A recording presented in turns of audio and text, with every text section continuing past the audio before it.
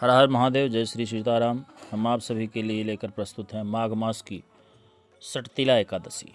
युधिष्ठिर जी भगवान श्री कृष्ण से प्रश्न करते हैं, जगन्नाथ श्री कृष्ण आदिदेव जगतपते, माघ मास के कृष्ण पक्ष में कौन सी एकादशी होती है, उसके लिए कैसी विधि है तथा उसका फल क्या है? हे महाप्राज्ञ, कृपा करके हमें बतलाइए।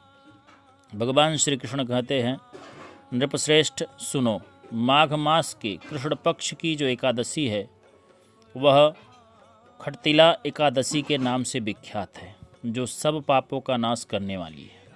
अब तुम खटतिला की पापहारिणी कथा सुनो, जिसे मुनिश्रेष्ठ पुलस्त ने दालभ्य से कहा था। दालभ्य ने पूछा, ब्राह्मण, मृत्युलोक में आए हुए प्राणी प्रायः पाप कर्म करते हैं, उन्हें नरक में ना जाना पड़े, इसके लिए कौन सा उपाय है, बताने की कृपा करें। पुलस्त जी कहते हैं कि महाभाग, तुमने बहुत ही अच्छी बात पूछी है, बतलाता हूँ, सुनो। माघ मास आने पर मनुष्य को चाहिए कि वह नहा धोकर पवित्र हो, इंद्रियों को संयम में रखते हुए काम, क्रोध, अहंकार, लोभ और चुगली आदि बुराइयों को त्याग दे। देवाधिदेव भगवान का स्मरण करके जल से पैर धोकर भूमि पर पड़े हुए गोबर का संग्रह करे, उसमें तिल और कपास छोड़कर 108 पिंडिकाएं बनाएं। फिर माघ मास में जब आद्रा या मूल नक्षत्र आवे तब कृष्ण पक्ष की एकादशी को करने के लिए नियम ग्रहण करें। भली भांति स्नान करके पवित्र हो शुद्ध भाव से देवाधिदेव श्री विष्णु की पूजा करें। भगवान विष्णु की पूजा के पश्चात ध्यान करें, किसी प्रकार से कोई भूल ना हो। श्री कृष्ण नामोच्चारण करें। रात को जागरण और होम करें। चंदन, अगरजा, कपूर, नैवेद्य आदि सामग्री से शंख, चक्र और गदा धारण करने वाले देव देवेश्वर श्री हरि की पूजा करें। तत्पश्चात भगवान का स्मरण करके बारंबार श्री कृष्ण का नाम उच्चारण करते हुए कुम्हड़े, नारियल अथवा बिजौरे के फल से भगवान को विधि पूर्वक पूजकर अर्घ्य दें। अन्य सब सामग्रियों के अभाव में 100 सुपारियों द्वारा भी पूजन और अर्घ्यदान किए जा सकते हैं। अर्घ्य मंत्र इस प्रकार हैं, कृष्ण कृष्ण कृपालस्त्वं अगतिर्नाम गतिर्भव, संसारणावमग्नानां प्रसीद पुरुषोत्तम। नमस्ते पुंडरीकाक्ष, नमस्ते विश्वभावन, सुब्रह्मण्य नमस्तेस्तु महापुरुष पूर्वज।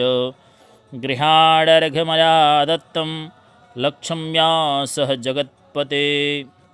सच्चिदानंद स्वरूप श्री कृष्ण, आप बड़े दयालु हैं। हम आश्रयहीन जीवों के आप आश्रयदाता होइए। हे पुरुषोत्तम, हम संसार समुद्र में डूब रहे हैं, आप हम पर प्रसन्न होइए। हे कमल नयन, आपको नमस्कार है। विश्वभावन, आपको नमस्कार है। सुब्रह्मण्य, आपको नमस्कार है। हे महापुरुष, सबके पूर्वज, आपको नमस्कार है। जगतपते, आप श्री लक्ष्मी जी के साथ मेरा दिया हुआ अर्घ स्वीकार करें। तत्पश्चात ब्राह्मण की पूजा करें, उसे जल का घड़ा दान करें, साथ ही छाता, जूता, वस्त्र भी दें। दान करते समय ऐसा कहें, इस दान के द्वारा भगवान श्री कृष्ण मुझ पर प्रसन्न हों। अपनी शक्ति के अनुसार श्रेष्ठ ब्राह्मण को काली गौ दान करें। द्विजश्रेष्ठ विद्वान पुरुष को चाहिए कि वह तिल से भरा हुआ पात्र भी दान करे।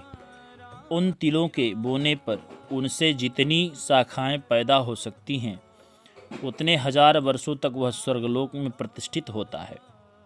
तिल के स्नान करें, तिल का उबटन लगाएं, तिल से होम करें, तिल मिलाया हुआ जल पिएं, तिल का दान करें, तिल को भोजन के काम में लें।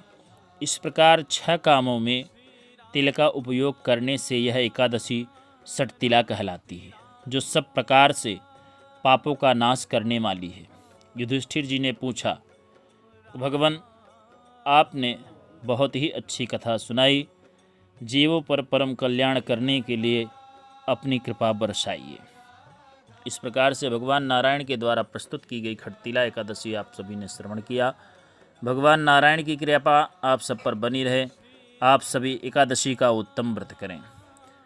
नहाते समय एकादशी के दिन यह मंत्र अवश्य बोले। तिलस्नायी तिलोद्वर्ती तिलहोमी तिलोदकी तिलदाता च भोक्ता च खटतिला पाप नाशिनी। इस एक श्लोक को बोलकर आप स्नान करें। सभी प्रकार से नारायण भगवान कृष्ण आप सभी का कल्याण करें। भगवान कृष्ण की कृपा बनी रहे। हर हर महादेव। जय श्री सीताराम।